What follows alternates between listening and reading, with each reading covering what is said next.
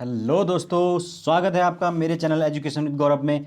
और दोस्तों, आपके बीच में मैं आज जो वीडियो लेके आया हूँ, आपने थंबनेल के अंदर देख लिया होगा दोस्तों, काफ़ी धमाकेदार वीडियो होने वाली है दोस्तों। ये अभी तक भी अगर आप लोगों ने आयोग जो है शिक्षा से संबंधित नहीं पढ़े हैं तो कोई बात नहीं, इस एक वीडियो को देखने के बाद आप जो है आपका जो एक बेसिक कॉन्सेप्ट है उसमें आपका बन जाएगा, ठीक है। क्योंकि इसमें मैंने जितने भी आयोग आज़ादी की बात के हैं जो आपके सिलेबस के अंदर दिए हुए हैं, उन सभी की जो इंपॉर्टेंट बातें हैं दोस्तों वो सब कवर किए हैं। तो सिर्फ इस एक वीडियो को देखने से आपका जो नॉलेज है वो पूरा अपग्रेड हो जाएगा। अगर आप लोगों ने पहले ही पढ़ लिया है तो आप लोग अपना नॉलेज चेक कर सकते हैं, अपना रिवाइज आपका हो जाएगा, ठीक है। तो आपके लिए आप आज का जो वीडियो है वो देखना मस्ट है। जितने भी एस्पिरेंट्स हैं वो उसको देखें, लास्ट तक देखें और एक एक चीज़ जो है उसको समझते हुए चलिए, ठीक है। और इसको ज़्यादा से ज़्यादा वीडियो को शेयर कर देना, क्योंकि इसके अंदर मैंने जितनी भी इंपॉर्टेंट बातें बताई हैं वो एग्जाम के अंदर ही वही उन्हीं से क्वेश्चन आएगा, ठीक है दोस्तों। तो चलिए मेरे साथ बने रहिए लास्ट तक। और अगर अभी तक भी अगर आपने नोट्स नहीं लिए हैं मुझसे तो आप मुझे इस व्हाट्सअप नंबर पर कांटेक्ट कर सकते हैं। यहाँ पर आपको नोट्स और टेस्ट सीरीज प्रोवाइड करवाई जाएंगी। फ्रेंड्स, जैसा कि आप सब जानते हैं कि आज जो है वो उत्तराखंड लेक्चरर के लिए एडमिट कार्ड्स जो है वो जारी हो चुके हैं। अगर अभी तक भी आप लोगों ने एडमिट कार्ड डाउनलोड नहीं किए तो आप जाके साइट पे एडमिट कार्ड को डाउनलोड कर लीजिए, ठीक है। और अपना एडमिट कार्ड के अंदर जो भी चीज़ें हैं उनको अच्छे से देख लीजिए। उसके अंदर कोविड-19 का कोई अलग से जो अगर प्रोसीजर कुछ दे रखा है तो उसको भी देख लेना, उसको भर लेना अच्छे से। इस तरीके से आप अपनी तैयारियां पूरी कर लें, ठीक है। बहुत सारे बच्चे तो अभी तक भी मुझे मैसेज करके ये बोल रहे हैं या कुछ कॉल भी कर रहे हैं कि सर हमें तो समझ नहीं आ रहा हम क्या पढ़ें। तो मैंने कहा बेटा अब तुम्हारा कुछ नहीं हो सकता, ये अब 10 दिन एग्ज़ाम को नहीं रखे और तुम अब कह रहे हो कि हम क्या पढ़ें, तो फिर क्या कर सकते हैं, है ना। तो भाई अब ऐसे टाइम पे तो यही है कि जितना हो सकता है उतना करिए, ज़्यादा सोचने की ज़रूरत नहीं है। तो चलिए दोस्तों, अब बिना किसी देरी के आज का सेशन हम शुरू करते हैं। और अगर अभी तक अभी आपने अगर मेरा टेलीग्राम ग्रुप ज्वाइन नहीं किया है तो फर्दर जितनी भी अपडेट्स हैं उन सभी के लिए आप टेलीग्राम ग्रुप को जरूर ज्वाइन करिए, ठीक है। उसका लिंक मैंने डिस्क्रिप्शन बॉक्स के अंदर डाल दिया दोस्तों। तो चलिए शुरू करते हैं हमारा आज का सेशन। तो फ्रेंड्स, जैसा कि मैंने बताया कि आज की वीडियो के अंदर जो है हम जितने भी हमारे एजुकेशन पॉलिसी आई हैं, कमीशन आए हैं, उन सभी का जो है निचोड़ जो है वो एक डिस्कस करने वाले हैं। काफ़ी इंपॉर्टेंट वीडियो आज का होगा, ठीक है। तो आप लोग बिना स्किप किए हुए लास्ट तक मेरे साथ बने रहना। तो सबसे पहले हम बात जो है वो थोड़ा पहले से करेंगे, आज़ादी से पहले तक की बात करेंगे, तो उसके बाद जो है नई चीज़ों पर डिस्कस करेंगे, ठीक है। तो सबसे पहले बात करेंगे दोस्तों जो शिक्षा की मौलिक शिक्षा की जो वर्धा योजना है उसके बारे में, ठीक है। तो वो मौलिक शिक्षा की जो वर्धा योजना है उसके जो अध्यक्ष थे वो कौन थे? डॉक्टर जाकिर हुसैन। और ये मौलिक शिक्षा की योजना थी, ये कब आई थी? 1937 में। और ये एक्चुअली में किसकी, कौन इसको लेके आया था? वो मतलब किसकी योजना थी? वो थी महात्मा गांधी की, ठीक है ना। तो ये चीज़ें आपको याद रखनी है। सर्वप्रथम जो है किस योजना के अंदर जो है वो आपका ये पूछा जा सकता है, सर्वप्रथम किस योजना के अंदर वर्धा योजना का जिक्र था? किस पत्रिका के अंदर, सॉरी। तो जो हरिजन पत्रिका है जो महात्मा गांधी की छपती थी उसके अंदर सबसे पहले इस योजना का जिक्र था, ठीक है। फिर अगला है वर्धा जो योजना है उसको अन्य किस नाम से जाना जाता है? मतलब उसको अन्य किस नाम से जाना जाता है, या ये कह सकते हैं कि वर्धा योजना जो है उसमें किस चीज़ पर फोकस किया गया था? तो उसमें हस्तशिल्प यानी कि हाथ से जो करने वाले जो काम होते हैं उन पर फोकस किया गया था। बच्चों के लिए या प्राइमरी जो स्तर पर जो बच्चे हैं उनको कुछ हैंड शिल्प जो है स्किल सिखाए जाएं, हस्तपरक कौशल सिखाए जाएं उनको, इस चीज़ पर फोकस किया गया था। ओके, इतनी सी बात समझ आ गई। अगला देखिए, वर्धा जो योजना है उसका जो प्रस्ताव है वो अक्टूबर 1937 में वर्धा में ये रखा गया था। वर्धा में एक सम्मेलन हुआ था जिसमें गांधी जी आए थे, उन्होंने इस बारे में वहाँ पे भाषण दिया था। फिर उन्होंने इस पर बोला कि इस पर एक डिस्कशन होना चाहिए। फिर फाइनली डॉक्टर जाकिर हुसैन की अध्यक्षता में एक कमेटी बनी और उन्होंने इस चीज़ पर आगे जाके विचार विमर्श किया, ठीक है। तो इस तरीके से दोस्तों ये था वर्धा योजना। और वर्धा योजना के जो अन्य नाम है वो आपका बेसिक शिक्षा योजना भी है, मौलिक शिक्षा योजना भी है, और गांधी जी की योजना भी कह सकते हैं। तो ये सारे नाम आपको याद रखना है। और हस्तशिल्प कला जो है इसकी मेन विशेषता थी, ये याद रखना है। अगला है दोस्तों हमारे पास हरटांग कमेटी, ठीक है। तो फ्रेंड्स जो हरटांग कमेटी थी बनी, यहाँ पर मैंने ये इसके नीचे लिख दिया गलती से, ठीक है। इसके जो अन्य नाम है ये सारे आपके मौलिक शिक्षा योजना जो गांधी जी के नेतृत्व में बनी थी उसी के हैं। मौलिक शिक्षा योजना, बुनियादी शिक्षा, doctor Zakir Hussain committee report भी इसको कहा जाता है, ठीक है। अब ये अलग है दूसरा जो ये ऊपर हमने बात किया हरटांग कमेटी की 1928-29 में मेनली ये इस्टेब्लिश हुई थी हर्टांग कमेटी। तो फ्रेंड्स ये हर्टांग कमेटी के सभी क्वेश्चन जो है वो टीचिंग एग्जाम्स के अंदर पूछे जाते हैं। इसका इसमें मेन जो प्रावधान थे वो थे कि जो उच्च शिक्षा है उसको शहरी क्षेत्रों में लागू किया जाए और ग्रामीण जो क्षेत्र हैं या सभी के लिए जो है वो प्राथमिक शिक्षा का एटलीस्ट प्रावधान किया जाए। हर्टांग कमेटी के बारे में एक इंपॉर्टेंट चीज जो आपने याद रखनी है वो है आपका अपव्यय और अवरोधन। जो ये कॉन्सेप्ट दिए थे वो किसने दिए थे? हर्टांग कमेटी ने ही दिए थे। सबसे पहले जो है हर्टांग कमेटी जो है उसने क्या माना था? अपव्यय अपव्यय व अवरोध, इनको जो है वो शिक्षा के सार्वभौमिकरण में सबसे बड़ा व्यवधान माना था। फ्रेंड्स इसके बारे में जो है मैं ऑलरेडी आप लोगों को बता चुका हूं पहले भी। अपव्यय क्या होता है, अवरोधन क्या होता है, ठीक है ना। अपव्यय और अवरोधन का संबंध है कि एक बार अगर बच्चा स्कूल जाता है और स्कूल को जो प्राइमरी एजुकेशन है उसको पूरी किए बिना जो है वो छोड़ देता है तो उसका मतलब हो गया अपव्यय हो गया। और अगर वो बच्चा जो है वो अब एक ही क्लास में बार बार फेल हो रहा है तो वो उसका अवरोध हो गया, ठीक है। इस तरीके से ये जो अवधारणा है ये सबसे पहले हर्टांग कमेटी ने दी थी। इतनी सी बातें आपको याद रखनी है। चलिए आगे चलते हैं। आगे हम बात करेंगे भारतीय विश्वविद्यालय अधिनियम जो है वो कब हुआ था। तो सबसे पहले जो भारत में विश्वविद्यालय की बात की थी वो 1940 ईस्वी में की गई थी और 1904 में की गई थी, सॉरी। और यहाँ पर जो गवर्नर जनरल थे वो थे लॉर्ड कर्जन और इसके अध्यक्ष बनाए गए थे थॉमस रैले। तो ये कुछ इंपॉर्टेंट बातें थी भारतीय विश्वविद्यालय अधिनियम, इंडियन यूनिवर्सिटी एक्ट के बारे में। उसके बाद में नेक्स्ट जो इंपॉर्टेंट क्वेश्चन है वो है एशियाटिक सोसाइटी ऑफ बंगाल की स्थापना कब की गई। तो ये 1784 में की गई। इसकी बारे में जो है दोस्तों मैंने आपको हिस्ट्री वाली जो वीडियो है उसके अंदर भी बताया है। एशियाटिक सोसाइटी ऑफ बंगाल 1784 में इसकी स्थापना की गई। इसका जो स्थापना का मेन मकसद था वो क्या था? जो भारत और एशिया का जो पुरातन कल्चर है, साहित्य है, उन सबको सहेज के रखना और उसका कलेक्ट करना, उसका जो प्रोटेक्शन करना एक तरह से, ठीक है ना। तो ये इसका उद्देश्य था। अब आप लोग बताइए इसका जो एशियाटिक सोसाइटी और बंगाल है इसकी स्थापना किसने की थी? बहुत आसान क्वेश्चन है, कमेंट बॉक्स में जरूर बताइए जिसको पता है, ठीक है। चलिए दोस्तों नेक्स्ट है हमारे पास चार्ल्स वुड का डिस्पैच।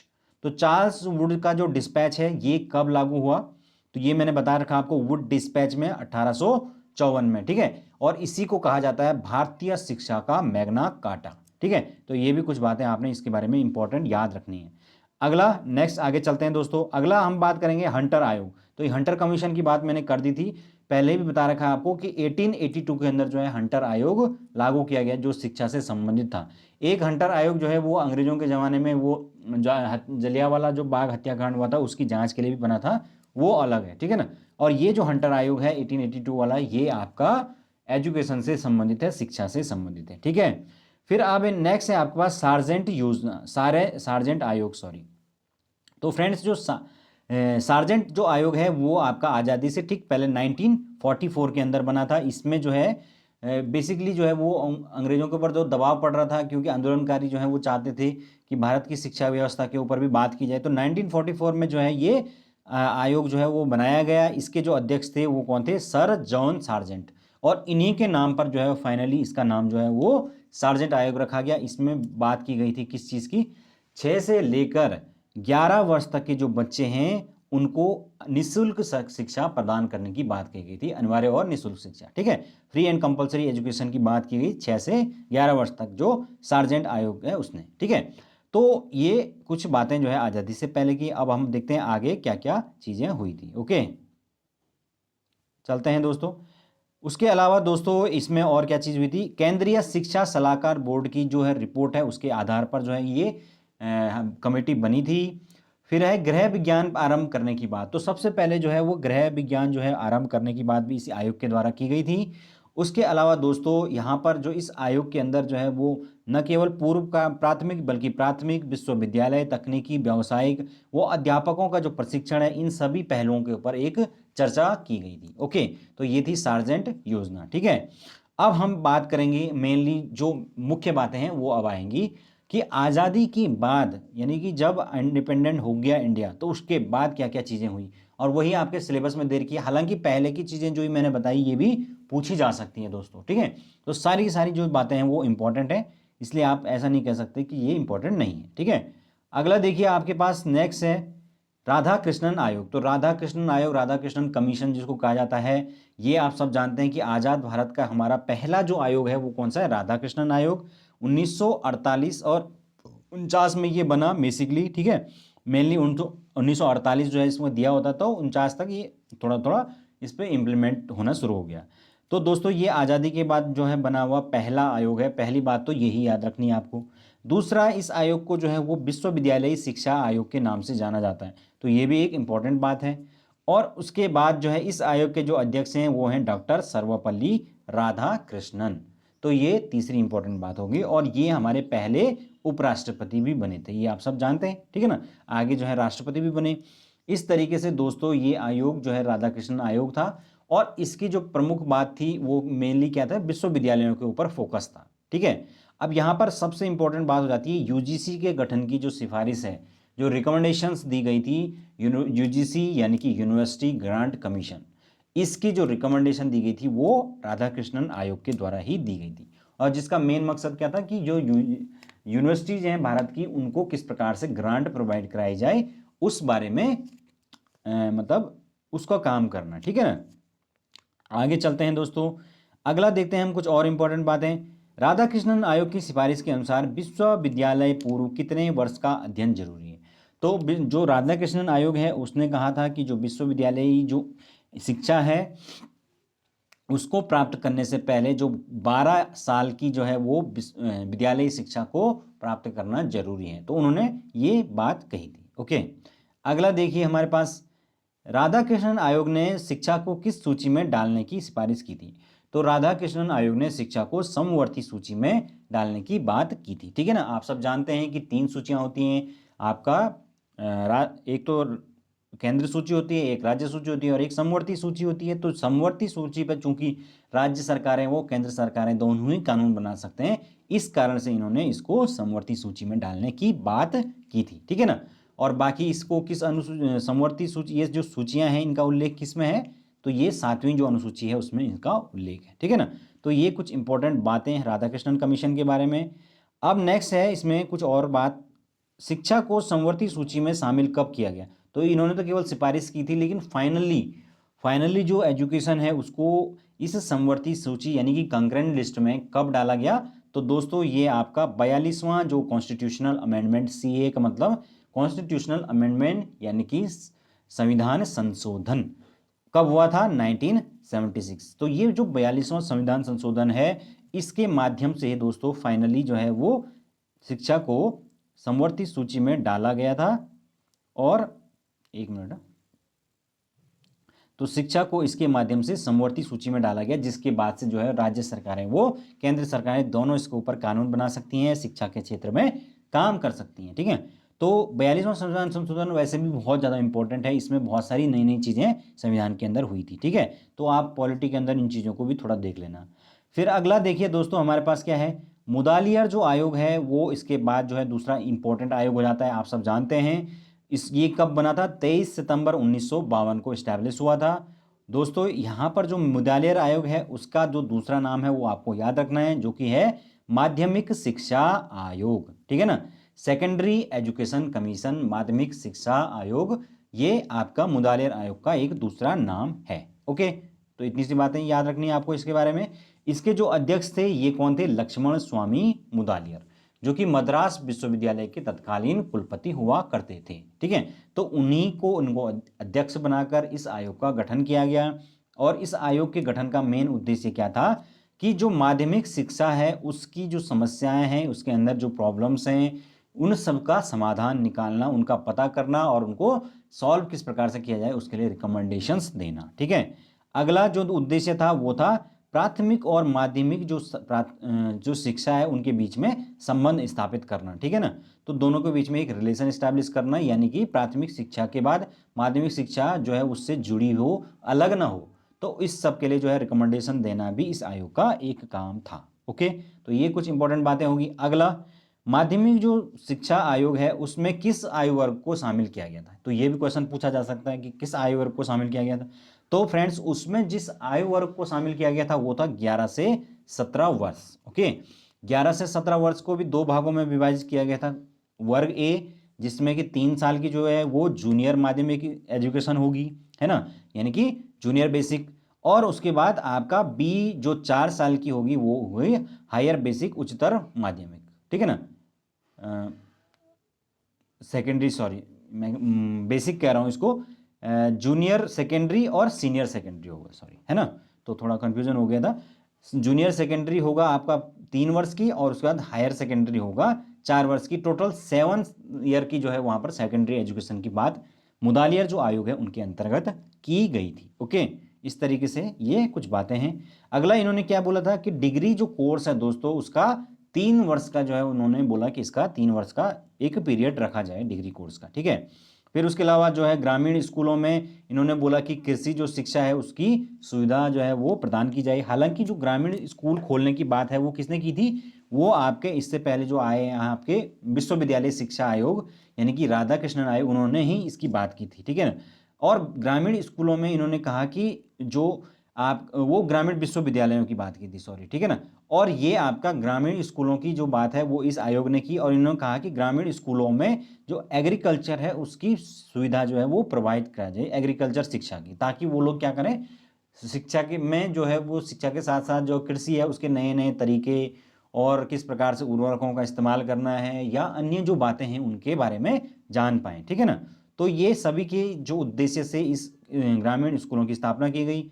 जो बालिकाएं हैं उनके लिए जो है वो गृह विज्ञान होम साइंस की व्यवस्था हो, इस चीज़ का भी इसमें ध्यान रखा गया। ओके, अगला इसका जो उद्देश्य क्या था दोस्तों, उद्देश्य था यहाँ पर एक तो लोकतांत्रिक जो नागरिकता है उसका विकास करना, लोग जो बच्चे हैं उनमें एक डेमोक्रेटिक जो वैल्यूज़ हैं उनको किस प्रकार से डेवलप किया जा सके, व्यावसायिक कुशलता का विकास करना, यानी कि उनके अंदर एक इस प्रकार की क्षमता है कि वो कुछ ना कुछ अपना व्यावसायिक कुछ पाठ्यक्रम शुरू कर दें, ठीक है। फिर आपका व्यक्तित्व का विकास करना, पर्सनालिटी को डेवलप करना और नेतृत्व क्षमता का विकास करना। तो ये सारे आपकी लीडरशिप क्वालिटी, तो ये लगभग कुछ ऐसी बातें होती हैं जो लगभग सारे आयोग करते हैं, ठीक है ना। अगला देखिए हमारे पास नेक्स्ट क्या है, अगला है आपके पास दोस्तों वेरी इंपॉर्टेंट, वो है कोठारी आयोग, ठीक है। तो कोठारी कमीशन जो है वो बहुत ज़्यादा इंपॉर्टेंट है। आज़ादी की बात चूंकि इस पर बहुत ज़्यादा विस्तृत जो है बात एजुकेशन सिस्टम के अंदर की गई थी। इसके जो अध्यक्ष थे दोस्तों वो कौन थे, आप सब जानते हैं, दौलत सिंह कोठारी, ठीक है। तो दौलत सिंह कोठारी इसके अध्यक्ष थे। अब अगर हम बात करेंगे कोठारी आयोग जो है वो कब बना, तो 1964 में बना और 66 तक चला।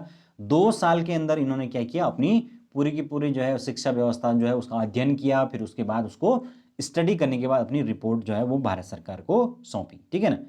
फिर आपके पास जो है अगला क्वेश्चन पूछा जा सकता है कि डीएस कोठारी कौन थे, तो वो तत्कालीन यूजीसी के जो है वो अध्यक्ष हुआ करते थे, ठीक है। फिर है नेक्स्ट आपके पास कोठारी जो आयोग है दोस्तों उसका जो दूसरा नाम यानी अन्य नाम किस नाम से जाना जाता है, तो वो आपके राष्ट्रीय शिक्षा आयोग के नाम से जाना जाता है। तो ये भी कई बार जो है एग्जाम के अंदर कंफ्यूजिंग हो जाता है कि वो केवल राष्ट्रीय शिक्षा आयोग दे देगा या वो सिंपल ये भी बोल देगा कि शिक्षा आयोग। अब शिक्षा आयोग आएगा तो उसमें भी कंफ्यूजन हो जाता है कि शिक्षा आयोग कौन सा होगा, तो शिक्षा आयोग आएगा या केवल राष्ट्रीय शिक्षा आएगा या केवल शिक्षा आयोग आएगा, तो वो सब कोठारी कमीशन के लिए ही कहा जाता है, ठीक है। तो ये कुछ इंपॉर्टेंट बातें आपको इसमें ध्यान रखनी है दोस्तों, ठीक है।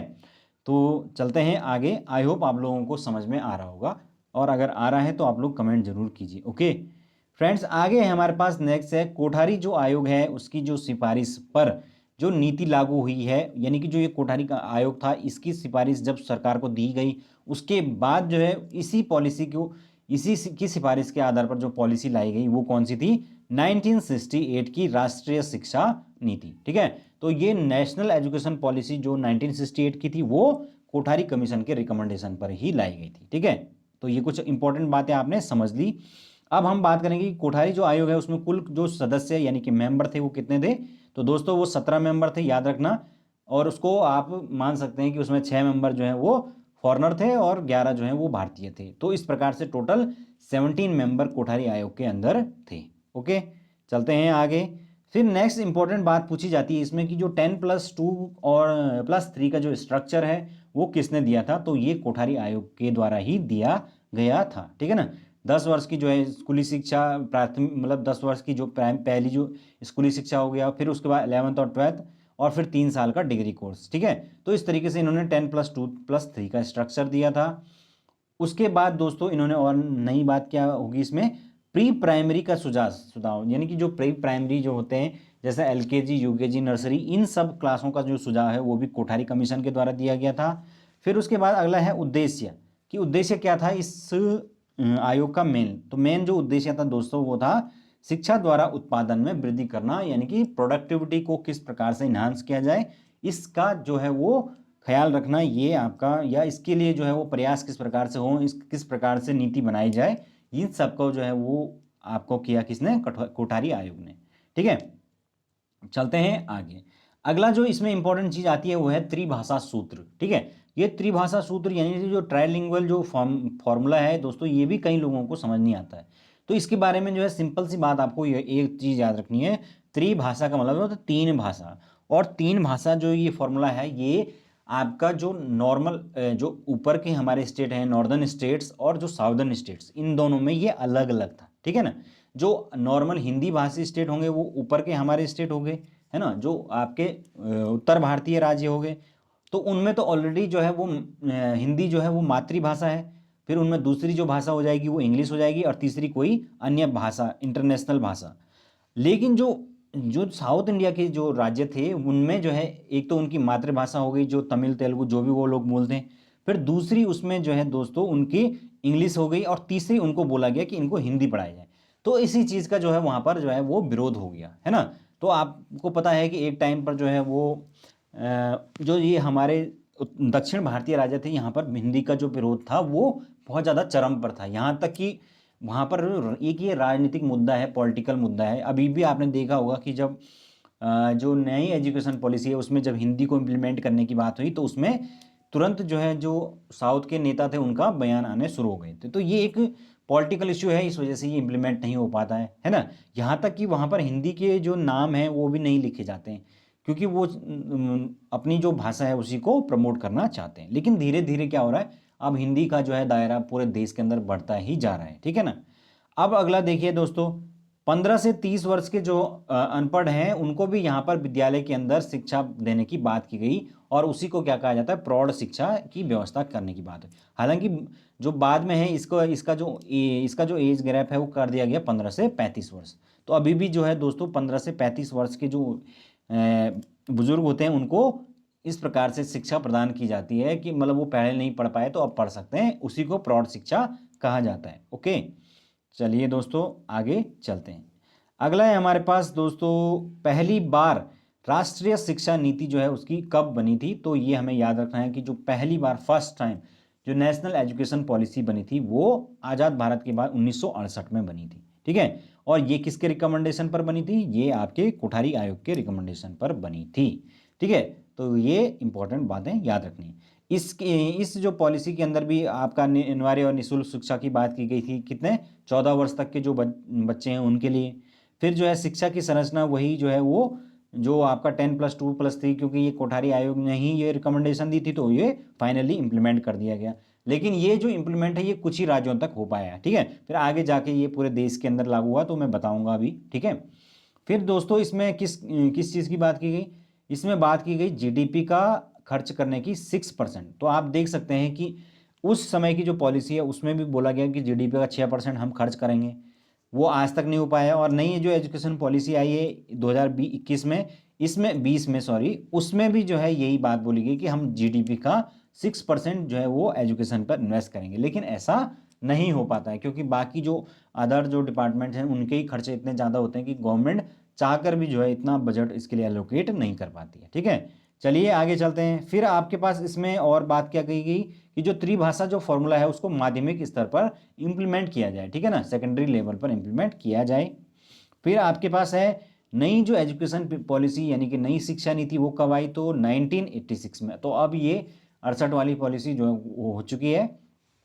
अब जो उसके बाद जो है 86 में ही किसके कुछ ही सालों बाद जो है वो दोबारा से उस पॉलिसी को रिवाइज करना पड़ा, क्योंकि वो 68 वाली जो पॉलिसी है वो ढंग से इम्प्लीमेंट नहीं हो पाई। इस बीच जो है वो कई सरकारें जो है वो मतलब सरकार क्या गवर्नमेंट के बीच में उथल पुथल रही है ना। आप जानते हैं कि आपके जो जनता पार्टी है उसके नेतृत्व में गवर्नमेंट जो है वो बनी, और कांग्रेस के अंदर ही जो है दो अलग अलग प्रकार के गुट बन गए थे, तो उससे फिर कुछ इस प्रकार से जो है एक राजनीतिक अस्थिरता जो है वो बनी रही। तो इस वजह से फिर बीच में वो ठीक से इम्प्लीमेंट नहीं हो पाई और फिर बाद में इनको दोबारा इसको रिवाइज करना पड़ा, तभी जो है उसको पूरा नई एजुकेशन पॉलिसी 1986 को लाया गया। ठीक है, अब नई जो एनईपी है 1986, उसके समय पर जो प्रधानमंत्री थे वो कौन थे? राजीव गांधी। तो ये बातें आपको कुछ याद रखनी है।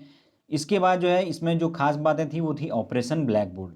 तो जो ऑपरेशन ब्लैक बोर्ड है वो इसी पॉलिसी के अंदर जो है सिफारिश दी गई थी एनईपी 1986 के अंदर, ये आप सब जानते हैं। फिर जो है फाइनली ऑपरेशन जो ब्लैक बोर्ड है वो शुरू कब हुआ? 1987 से। ठीक है, अगला देखिए दोस्तों, 19 जो एनईपी 1986 है उसमें किस संरचना को पूरे देश में लागू करने पर जोर दिया गया? तो फाइनली 10+2+3 का जो स्ट्रक्चर है उसको पूरे देश के अंदर लागू करने पर जोर दिया गया। किसके अंदर? एनईपी 1986 के अंदर। ओके, चलिए आगे चलते हैं। अगला देखिए दोस्तों, नेक्स्ट है हमारे पास, किस शिक्षा में सर्वप्रथम कंप्यूटर शिक्षा को लागू करने की बात की गई थी? तो इसी जो है आयोग के द्वारा सबसे पहले कंप्यूटर जो शिक्षा है एनईपी 1986 में जो है वो बात की गई कि हम क्या करेंगे, कंप्यूटर शिक्षा को यहाँ पर लेके आएंगे। हालांकि इस बात पर जो है राजीव गांधी की जो है वो बहुत ज़्यादा आलोचना हुई थी। लोगों ने कहा था कि भाई गाँव में हमारे देश के अंदर इतनी गरीबी है, अभी तो बिजली भी नहीं है कई जगह, और ये बात कर रहे हैं कंप्यूटर पहुँचाने की, है ना, क्योंकि उस ज़माने के हिसाब से बहुत बड़ी बात थी कंप्यूटर पहुँचाना, है ना। तो खैर उस तरह की बातें इस टाइम पर की गई थी। फिर है आपके पास एनईपी 1986 का जो मुख्य उद्देश्य है वो क्या था? तो मुख्य उद्देश्य क्या था? जैसे हर जो नई चीज़ आती है दोस्तों उसके साथ जो है वो कुछ ना कुछ शंकाएं होती हैं कि ये इम्प्लीमेंट हो पाएगा या नहीं हो पाएगा। जैसे कि अगर मैं आज की बात करूं तो आज जो है पॉलिसी के अंदर बात हो रही है कि अब स्मार्ट बोर्ड जो है सभी स्कूलों में लगाए जाएं और कंप्यूटर फाइबर ऑप्टिकल फाइबर सारी सारी जगह तक पहुंचाए जाए। अभी तो ऐसा लगता है कि यार ये कैसे हो पाएगा, लेकिन आने वाले टाइम में कहीं ना कहीं ये चीज़ें हो जाएंगी। ब्लैक बोर्ड पूरी तरीके से स्कूलों से गायब हो जाएंगे और केवल स्मार्ट बोर्ड जो है उससे पढ़ाई होगी। ठीक है, तो ये आने वाला टाइम जो है 8 से 10 साल 20 साल के अंदर ये जरूर कहीं ना कहीं ये चीज़ें होंगी। ठीक है, आगे देखिए दोस्तों, एनईपी 1986 इसका जो मुख्य योगदान था कि आखिर या क्या इसने जो है कंट्रीब्यूट किया, तो उसमें आपका बात होगी मुक्त विश्वविद्यालय जो ओपन यूनिवर्सिटी है उसको शुरू करने की बात हुई। फिर नवोदय विद्यालय आप जानते हैं इसके अंतर्गत जो है वो शुरू किए गए, जिनको जवाहर नवोदय विद्यालय के नाम से जाना जाता है। फिर आपका ऑपरेशन ब्लैक बोर्ड, ये तो हमने अभी बात कर ली। ठीक है, फिर है आपके पास एनईपी जो है 1986 का जो प्रतिवेदन है वो कितने खंडों में विभाजित था, यानी कि कितने पार्ट्स के अंदर उसको डिवाइड किया गया था रिपोर्ट को टोटल? तो ये 12 खंडों के अंदर प्रतिवेदन जो सरकार को सौंपा गया वो 12 खंडों में विभाजित था। ठीक है, आगे चलते हैं। 1986 के जो एनईपी है उसके मुख्य लक्ष्य क्या थे? तो जो मुख्य लक्ष्य रहे वो क्या थे? राष्ट्रीय पाठ्यक्रम, एक नेशनल जो है वो करिकुलम जो है बनाना, राष्ट्रीय पाठ्यक्रम राष्ट्रीय स्तर पर जो सभी के लिए एक जैसा हो। फिर आपके पास जो है नेक्स्ट आपका शिक्षा का समान अवसर, सभी को जो है वो शिक्षा के समान अवसर मिले, सब तक जो है शिक्षा का पहुंच हो, अवेल हो सभी के लिए, वो इसमें बात हुई। और आपके भाषा का विकास, जो भाषाएं हैं उनको किस प्रकार से समृद्ध किया जाए और ज़्यादा उनको प्रोटेक्ट किया जाए। ठीक है, इस तरीके की इसमें बातें की गई। अगला देखिए, राष्ट्रीय शिक्षा नीति 1946 की जो है वो समीक्षा फिर की गई।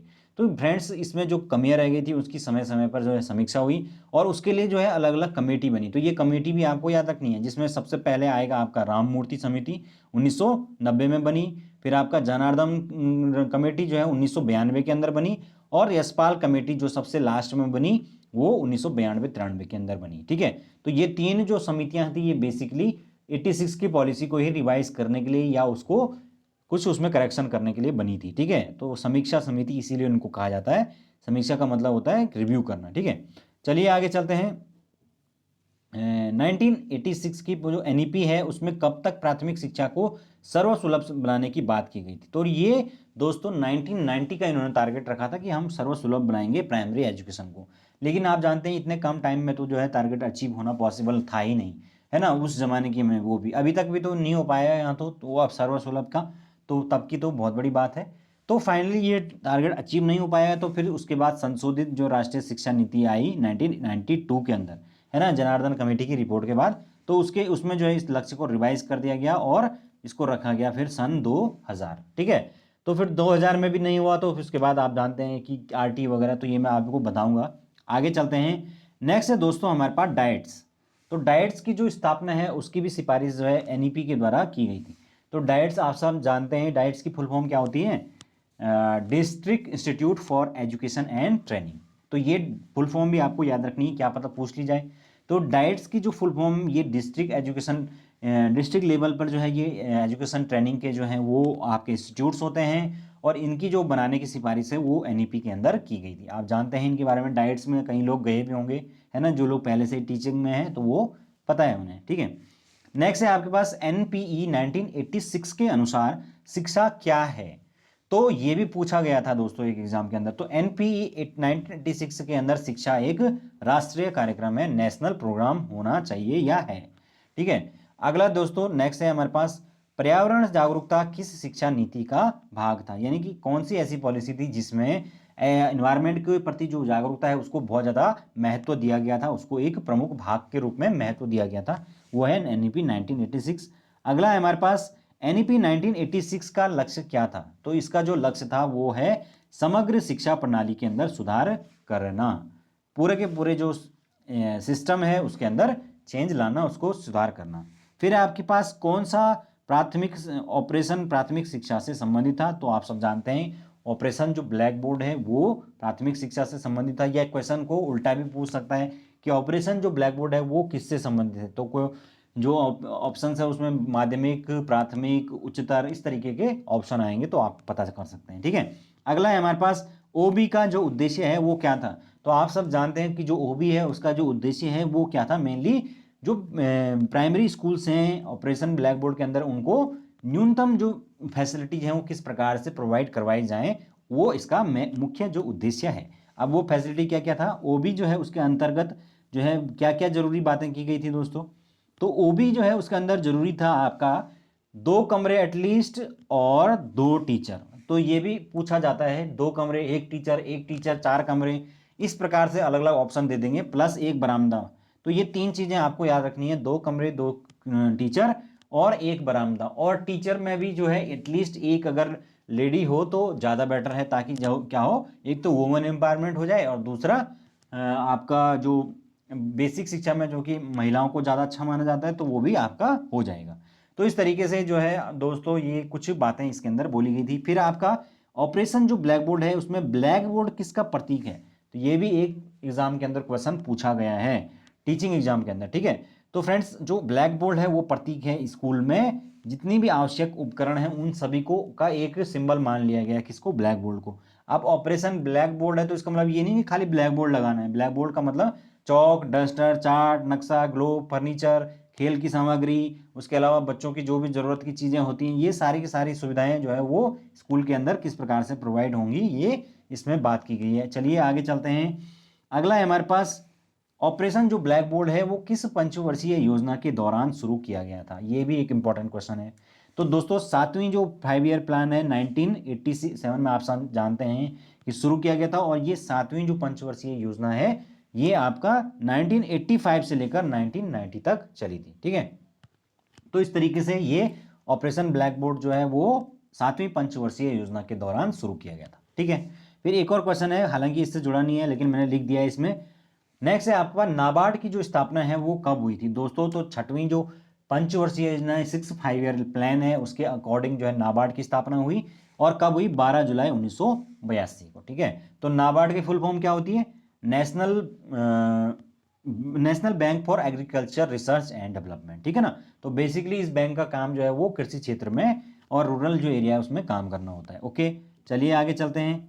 अगला देखिए हमारे पास है, किस पंचवर्षीय योजना को डॉक्टर मनमोहन सिंह ने इंडियाज एजुकेशनल प्लान कहा था। तो ये भी एक इंपॉर्टेंट क्वेश्चन है दोस्तों।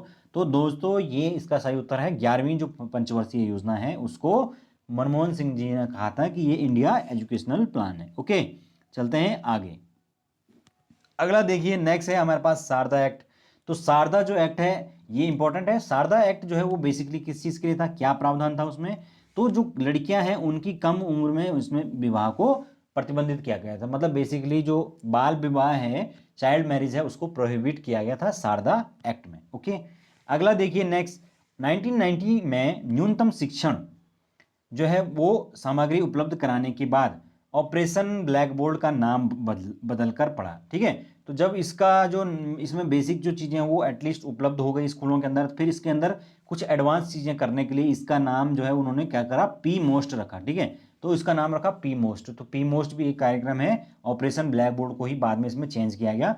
और इसमें बेसिकली बात की गई थी किस चीज़ की, अध्यापक यानी जो टीचर्स हैं उनके विस्तृत और सघन प्रशिक्षण की, यानी कि एक उनका कॉम्प्रिहेंसिव जो टीचर ट्रेनिंग है वो कराई जाए। ठीक है, अगला देखिए हमारे पास क्या था, सेंसस जो 2011 है उसके अंदर अंतर्गत भारत की जो शिक्षा दर है वो कितनी है, 74.04%। तो ये भी आपको याद रखनी है, पूछा जा सकता है। और वैसे भी दोस्तों सेंसस जो है वो पढ़ के ही जाना, सेंसस जो है उससे आपको एग्जाम के अंदर क्वेश्चन मिलेगा ही मिलेगा। जीएस तो आपको पता है कि इसके अंदर आनी है।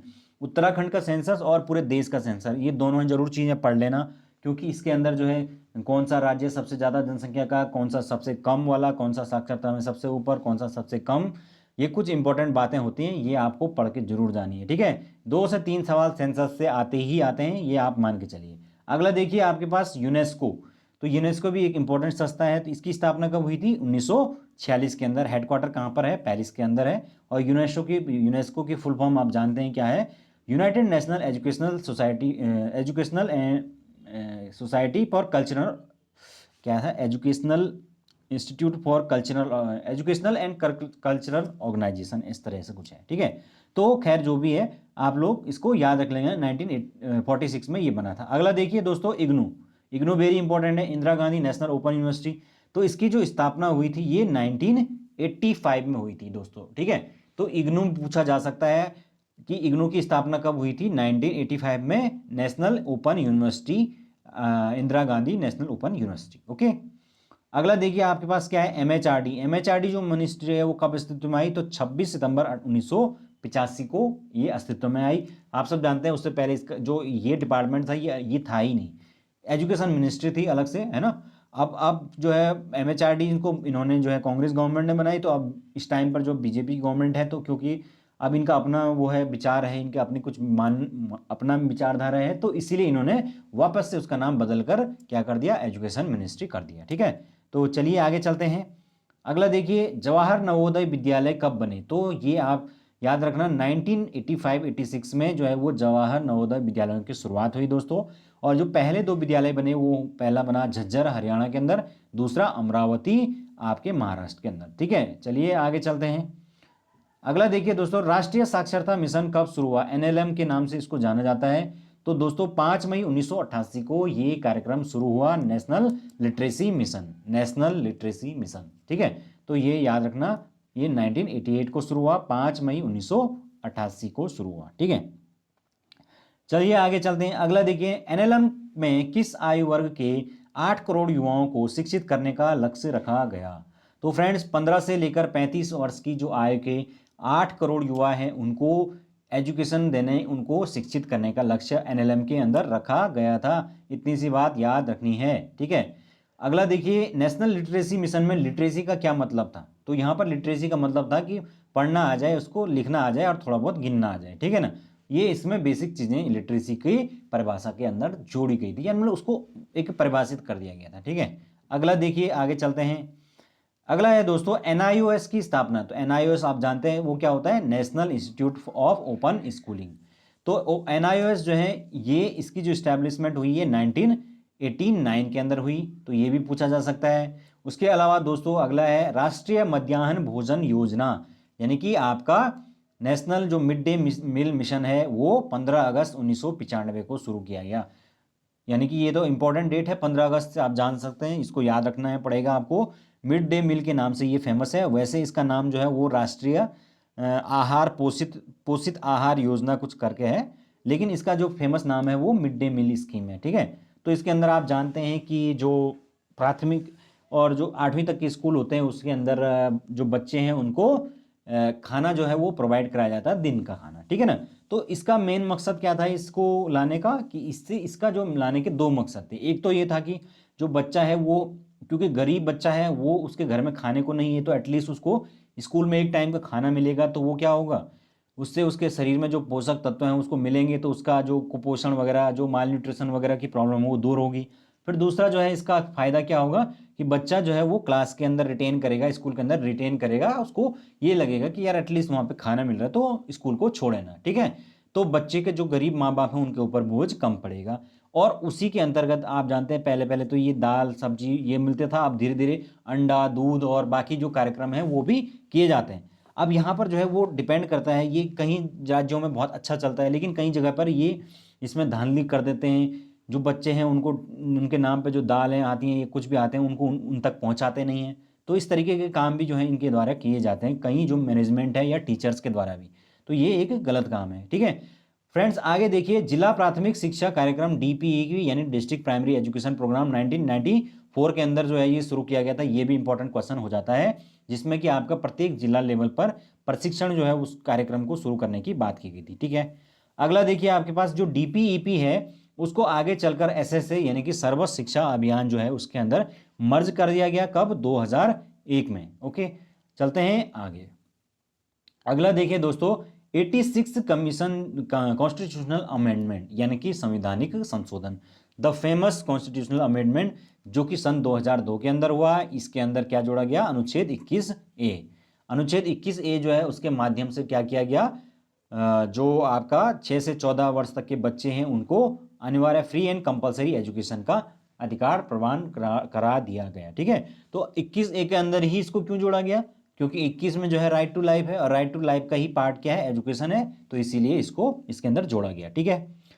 चलते आगे देखिए क्या क्या चीजें हैं। और अगला देखिए दोस्तों, राष्ट्रीय पाठ्यचर्या की रूपरेखा यानी एनसीएफ 2005। तो 2005 के अंदर ये आया था। और ये दोस्तों एनसीएफ किसके बेस पर आया था? यशपाल कमेटी की रिकमेंडेशन की, जो मैंने बताया था ना 1992-93, तो उन्हीं की जो रिकमेंडेशन है उसके ऊपर ये एनसीएफ डिपेंड है, आगे जाके मैं बताऊंगा। अगला देखिए आपके पास आरटीई 2009, तो ये कब से लागू हुआ? तो ये 1 अप्रैल 2010 से लागू हुआ, ये आप सब जानते हैं। अगला देखिए, नेक्स्ट है यशपाल समिति की जो रिपोर्ट है जो मैंने अभी बताया था, उसका जो शीर्षक था वो भी याद रखना है, वो था लर्निंग विदाउट बर्डन यानी कि शिक्षा बिना बोझ के, ठीक है। अगला देखिए, यशपाल जो कमेटी है वो कब बनी थी? 1992 में, यह भी हमने पहले भी डिस्कस किया था। कौन सी समिति जो है वो ज्ञान विस्फोट की जो अवधारणा है उससे जुड़ी हुई है? तो वो है यशपाल समिति। इसका कहना था कि मतलब ज्ञान का आप विस्फोट मत करिए, ज्ञान को सहज रूप से पहुंचाइए और उसको बिना किसी बोझ के पहुंचाइए, ठीक है। तो वो इसी पर बेस्ड है। चलिए आगे चलते हैं। अगला देखिए, भारत में आधुनिक शिक्षा का जो जनक है उसको किसको माना जाता है? तो ये लॉर्ड मैकाले हैं। इन्हीं के जो है आप जानते हैं मैकाले मिनट्स, सबसे पहले इन्होंने ही जो है वो जो कॉन्सेप्ट दिया था कि जो हमें इस प्रकार का जो है वर्ग जो है भारत के अंदर तैयार करना है जो क्या हो, केवल सकल सूरत से भारतीय हो लेकिन पूरा अंदर से विदेशी हो। और इसीलिए उन्होंने इसमें अंग्रेजी को बहुत ज़्यादा प्रोत्साहन दिया था। और अब हम चाहे उस चीज़ को एक्सेप्ट करें ना करें, लेकिन कहीं ना कहीं वहाँ से जो एक इंग्लिश की नींव पड़ी भारत देश के अंदर, वो अभी तक भी वही चीज़ें हैं, है ना। और कहीं ना कहीं फिर वो इंग्लिश जो है एक इम्पॉर्टेंट लैंग्वेज बनती चलेगी। और आज हम चाहें भी तो उसको एलिमिनेट नहीं कर सकते हैं। क्यों? क्योंकि अब जितने भी काम होते हैं डिपार्टमेंटल वर्क से लेकर इंटरनेशनल जितने भी ट्रेड होता है, जितना भी व्यापार होता है, जितना भी जो इंटरनेशनल संवाद होता है, वो सब इंग्लिश में ही होता है। जो हाईली प्रोफेशनल्स होते हैं उनको इंग्लिश सीखना मस्ट होता है। तो इसीलिए कहीं ना कहीं वहाँ से ये एजुकेशन की नींव पड़ी और आज तक भी जो है वो हम इससे बाहर नहीं निकल पाए, ठीक है। चलिए आगे चलते हैं। एनसीईआरटी जो है उसकी स्थापना है, तो ये भी पूछा जा सकता है। तो नवंबर 1961 में दोस्तों एनसीईआरटी, जिसकी फुल फॉर्म क्या होती है? National council for educational research and training, ठीक है। तो इसकी स्थापना हुई। तो एनसीईआरटी जो है आप सब जानते हैं इसका काम क्या होता है कि जो है स्कूली शिक्षा है उसके लिए जो है वो पाठ्यक्रम को तैयार करना, जो किताबें हैं उनको किस प्रकार से डिज़ाइन करना, उनमें संशोधन करना और जो पॉलिसी मेकिंग है उस लेवल पर जो है सुधार करना। तो ये सब काम एनसीईआरटी का होता है, ओके। और एनसीईआरटी की जो बुक्स होती हैं वो सबसे ज़्यादा ऑथेंटिक मानी जाती हैं। अगला देखिए आपके पास, नालंदा जो विश्वविद्यालय है उसको कब नष्ट किया गया? तो आप सब जानते हैं, इतिहास में भी मैंने पढ़ाया कि जो बख्तियार खिलजी है उसने जो है ये नालंदा विश्वविद्यालय को जला दिया था। चलिए आगे चलते हैं। अगला है हमारे पास सर्व शिक्षा अभियान SSA, ओके।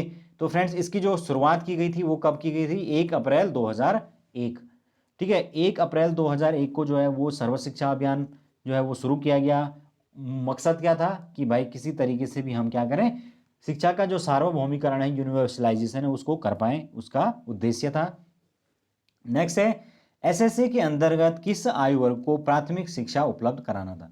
तो 6 से लेकर 14 वर्ष का जो आयु वर्ग था, एज ग्रुप था, उसको एजुकेशन प्रोवाइड करने की बात की गई थी। और जो आपका आरटी है उसमें भी इसी की बात की गई है। ठीक है, अगला है हमारे पास एसएसए के अंतर्गत किस वर्ष तक सभी बच्चों को 8वीं तक की शिक्षा देने का लक्ष्य रखा गया? तो वर्ष 2010 तक जो है इन्होंने टारगेट रखा कि हमें सभी बच्चों को एक शिक्षा को प्रोवाइड करवाना है 2010 तक, एटलीस्ट 8वीं कक्षा तक। ठीक है, फिर आपके पास एसएसए के अंदर 5वीं कक्षा तक जो है कब तक बात की गई कि 5 साल की जो एजुकेशन है वो एटलीस्ट प्रोवाइड हो, तो 2007 तक ये लक्ष्य रखा गया था। हालांकि ये दोनों ही लक्ष्य अचीव नहीं हुए थे। ठीक है, अगला देखिए, एसएसए जो है उसका जो मुख्य उद्देश्य था, फोकस्ड, वो कौन था? शिक्षा के लिए, जीवन के लिए शिक्षा, यानी कि किस प्रकार से जो है हमारा जो जीवन है उसको जीने में शिक्षा का इस्तेमाल हो सकता है, जीवन को सहज बनाने में, उसके लिए उस पर फोकस था मेनली एसएसए का। फिर है आपके पास एसएसए के समय कौन सी पंचवर्षीय योजना चल रही थी? तो नवीन जो पंचवर्षीय योजनाएं हैं वो चल रही थी। अगर हम सहायता अनुपात की बात करें दोस्तों तो 85 और 15 का रेशियो था। फिर 10वीं जब पंचवर्षीय योजना लागू हुई तो इसको बढ़ाकर कर दिया गया 75-25, यानी कि सेंटर और स्टेट का रेशियो। ठीक है ना, 75 और 25 ये सामान्य स्टेट्स के लिए हैं। नॉर्दर्न और जो आपके स्पेशल कैटेगरी वाले हैं जिसमें आपका हिमाचल, उत्तराखंड और 7 सिस्टर्स आते हैं, तो वो अलग होता है, उनका 90-10 का रेशियो होता है। अगला देखिए, 11वीं जो 5 ईयर प्लान है उसमें 65-35 किया गया। फिर 12वां जो 5 ईयर प्लान आया उसमें इसको 50-50 कर दिया गया। तो इस तरीके से इसका अलग अलग टाइम पर चेंज होता रहा। अगला देखिए दोस्तों, एसएससी का जो अध्यक्ष, तो सर्व शिक्षा जो अभियान होता है उसका अध्यक्ष प्राइम मिनिस्टर होता है और उपाध्यक्ष कौन होता है? Education minister. ठीक है, अगला देखिए दोस्तों, आपका आरटीई जो एक्ट 2009 है वो फाइनली लागू किया गया अब 1 अप्रैल 2010 से, ये मैं बता चुका हूँ। आरटीई जो एक्ट है उसके अंदर जो टीचर और स्टूडेंट है उनका रेशियो कितना रखना होता है? 1:30, यानी कि जब 30 बच्चे हैं तो एक टीचर होना जरूरी है। अगर 60 हो गए तो 2 बच्चे, और अगर 60 के बाद 65 बच्चे भी हैं तो तभी भी जो है वो तीसरा टीचर रखना पड़ेगा। ठीक है, इस प्रकार से ये इसका मतलब होता है। अगला देखिए आपके पास, शिक्षा का अधिकार मूल संविधान में किस उद्देश्य अनुच्छेद में था? तो दोस्तों जो मूल संविधान था हमारा उसके अंदर अनुच्छेद जो 45 है उसके अंदर इसको बात की गई थी कि हमें जो है एजुकेशन का राइट प्रोवाइड करवाना है। तो जो आप जानते हैं कि जो ये 45 है ये आपका डीपीएसपी के अंदर आता है, director principle of state policy के अंदर, और उसको इम्प्लीमेंट करना जो है वो बाध्यकारी नहीं होता है। ठीक है, तो इस वजह से जो है उसको लागू नहीं हुआ, तो फाइनली उस पर फिर कानून बनाना पड़ा, है ना, और 21A में डालना पड़ा। चलिए आगे चलते हैं। अगला देखिए दोस्तों, आरटीई 2009 के अंतर्गत तहत शिक्षा के लिए एक सप्ताह में न्यूनतम कितने कार्य घंटे होने चाहिए? तो इसमें बोला गया है कि एक जो टीचर है उसको एटलीस्ट हफ्ते में 45 जो घंटे हैं उसको हफ्ते में जो है उसको एटलीस्ट इसमें काम करना ही करना है। ठीक है, तो ये कुछ बातें आपको याद रखनी है। और उसके अलावा जो है वो साल का भी है, इसमें कुछ 200 घंटे के आसपास। ठीक है, तो वो भी देख लेना। आरटीई 2009 जो है उसके अंतर्गत निजी स्कूलों में कितने % सीटें जो है वो आरक्षित करनी होती है? तो आप जानते हैं 25% जो सीट्स होती हैं वो गरीब बच्चों के लिए जो है वो रिजर्व्ड होती हैं, उसमें लॉटरी के माध्यम से जो है एडमिशन होता है, फिर फाइनली उसमें जो है गवर्नमेंट उसको ग्रांट देती है। नेक्स्ट है इसमें एसएमसी की बात हो गई थी, तो एसएमसी यानी कि स्कूल मैनेजमेंट कमेटी। तो आरटीई के अंदर अंतर्गत जो है एसएमसी की बात हो रही है, तो एसएमसी का जो अध्यक्ष है वो कौन होता है? तो वो कौन होते हैं? अभिभावक होते हैं। ठीक है ना, फिर है आरटीई एक्ट के बारे में 2-3 बातें। 20 जुलाई 2009 को राज्यसभा से पारित, फिर उसके बाद 4 अगस्त 2009 को लोकसभा से पारित, और फाइनली 26 अगस्त 2009 को अप्रैल को राष्ट्रपति की मंजूरी। और जानते हैं आप 1 अप्रैल 2010 से फाइनली इम्प्लीमेंट कर दिया गया। तो ये कुछ बातें याद रखनी है। आगे चलते हैं आप, नेक्स्ट आपके पास है शिक्षा में आईसीटी का प्रावधान कब दिया गया? तो दिसंबर 2004 से शिक्षा के अंदर आईसीटी यानी कि इंफॉर्मेशन कम्युनिकेशन एंड टेक्नोलॉजी, इस चीज़ का प्रावधान कर दिया गया था। ठीक है, तो ये था दोस्तों हमारा आज का जो है वीडियो। इसके अंदर मैंने जितनी भी इंपॉर्टेंट बातें हैं वो सारी की सारी कवर की।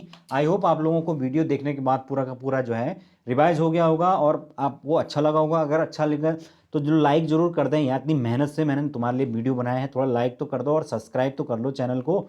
और अगर अच्छा लगा तो कमेंट करके कुछ बोलो। तो thank you so much, have a good day.